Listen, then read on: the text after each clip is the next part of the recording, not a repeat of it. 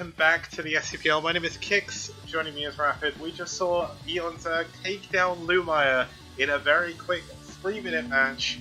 Hopefully this next one will be a little bit longer, just because obviously having such a quick set of series for our first cast of 2019 would be a little bit disappointing, but we're going to go into quite possibly my most wanted to see match of the evening, so I really can't wait to see how this is going to go. Let's have a look at the two players. I'll explain a little bit about why this is so important. So TT1, obviously one of the stronger players on the North American scene, kind of shying away from tournaments, shall I say. Plays a little bit more casually these days, but was one of the top North American players for a long time. Went to a lot of tournaments, did really well in StarCraft 2 as well. He's actually one of the players that played in GSL versus the World back in something like 2011. I can't remember what it was, but still, TT1 is such a good player. SuGo, a ladder warrior, does so well in the STPL as well. And for the longest time, SuGo was trying to get a match with TT1, and they kept dodging each other, I think. And then eventually they played. I think TT1 won, and then it kind of died down a little bit. And there's always seemed to be a little bit of like friendly beef going on there, so I'm kind of interested to see how SuGo, a man who works 10,000 hours a week, has time to practice for this match. I'm not so sure, but that's obviously a little bit of a meme as well. But just have a look at the player history. PvP, just in general, TT1 has gone 6-0 so far in the STPL, won every single one of his games, 100% win rate. His two PvPs were against Streamer and MPT, which don't really prove too much. He's not gone against any of the heavy hitters, but he did beat FAMASE, if my overlay is to be believed, and I seem to remember that happening, but I'll have to double check. That's one of the things I need to make sure is definitely working, ready for the playoffs and everything. But having a look at SuGo as well. SuGo has played 4 PvPs himself. Now that doesn't seem to have loaded the 4th player, but he did beat First. He beat Jedi 1 and he beat Indy as well, so going to be cool to see exactly how he's going to do here in our second match today, where we move on to Athena 2. Right now. Yeah, so just have a look. Athena 2, obviously Sylphid, you may know it from the ASL, and version of Neo Sylphid, I think they've called it, is coming out for ASL 7 as well. This is kind of like the precursor to this map. It has the kind of not high ground, but looks like high ground mineral enemy thirds in the middle. Obviously Sylphid added gas to those, but it was a small gas. Very easy to take 3rd and 4th base, but once again, we saw a PvP on here before where I didn't really get past 2 bases, so let's see if this one can. It's going to be SuGo versus TT1 on Athena 2.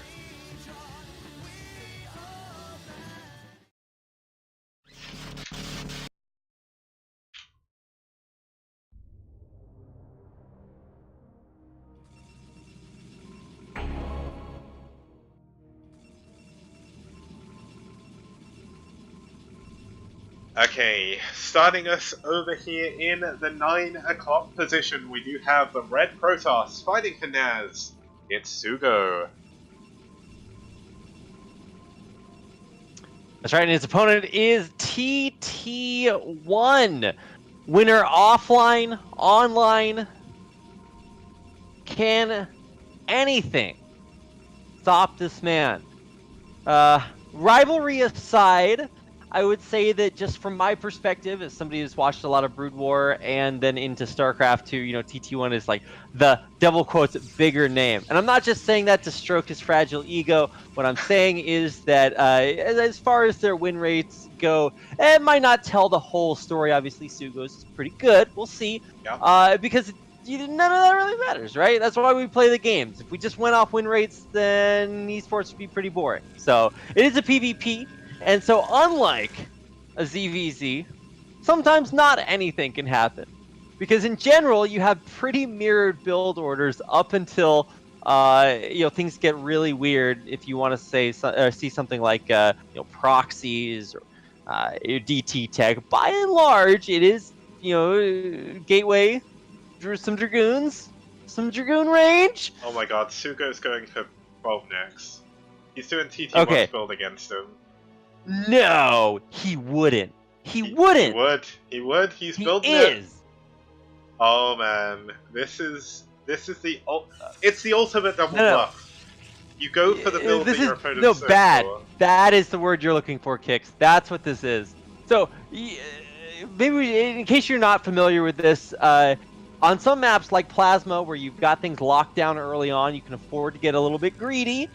Guys like TT1 go for a 12 Nexus in PvP, which is normally in any other matchup totally ludicrous because you're completely undefended. But in PvP especially, it is really, really bad because you just lose to any units. If your opponent moves a unit to the side of your map, you will lose because you both can make the same units. And so the way that TT1 has tried to sort of stylistically, improve upon this terrible build is that you build a ton of cannon, like just a lot of cannon.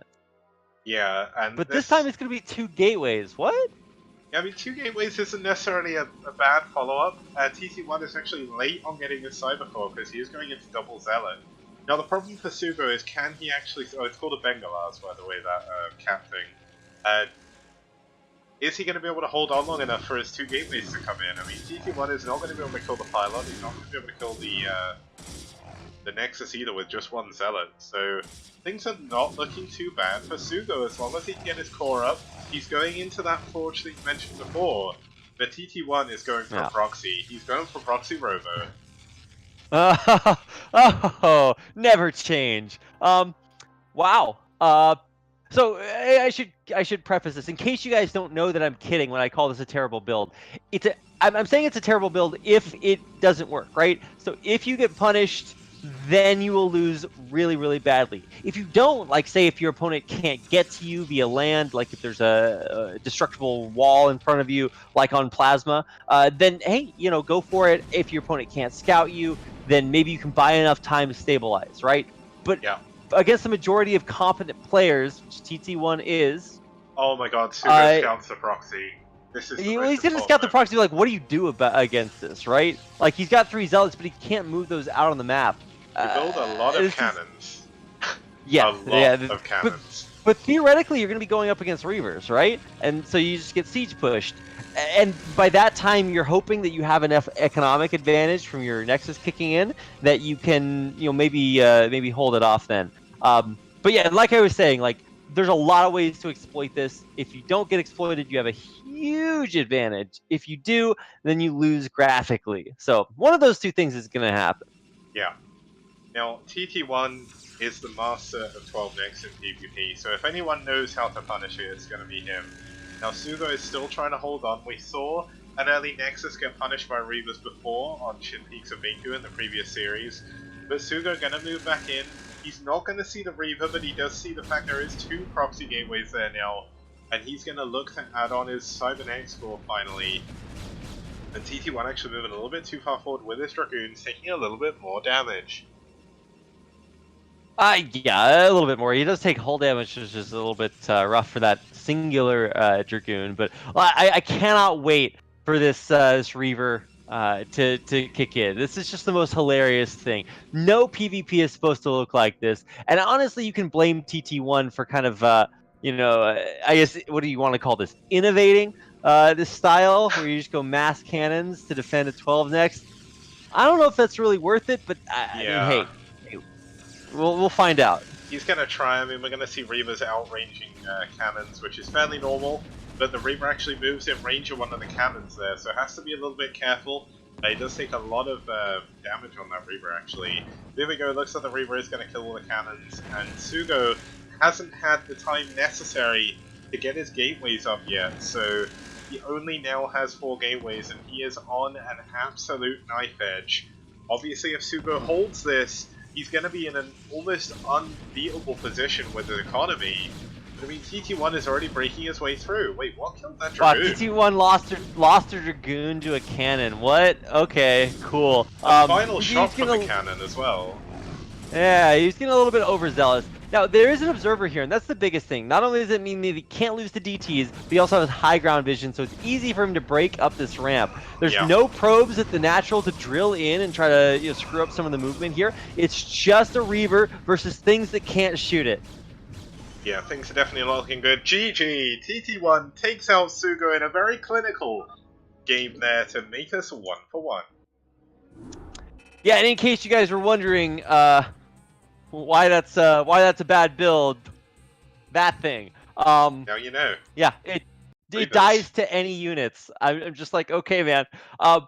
Honestly, you gotta be really bold to do a build against the guy who's been the only person to do that build, at least in STPL for sure. Yeah. So actually, I think there's maybe one other as an imitator, but couldn't duplicate it. But either way, it's hard to pull off, and you saw why. TT1, of course, one of the innovators of that build, of course, knows exactly how to punish it. Goes for the proxy, takes it out, and that's going to give him the win in game number 1. It is. 2. Yep, game 1. That was game number Wait. 2. Eonsag beat Holy cow. So... It's 7 a.m. here, Kicks. It's negative 11 degrees Celsius outside. Wow. That's 7 degrees in Fahrenheit. Let's have a look. That's a low number. It's 4 degrees here. 4 degrees, so not that okay, cold. Okay. You take your positive degrees, Kicks, and complain about them somewhere else. Degrees. Okay. Well, we're going to be back with game number 3 when we get back after this short break. See you guys very soon.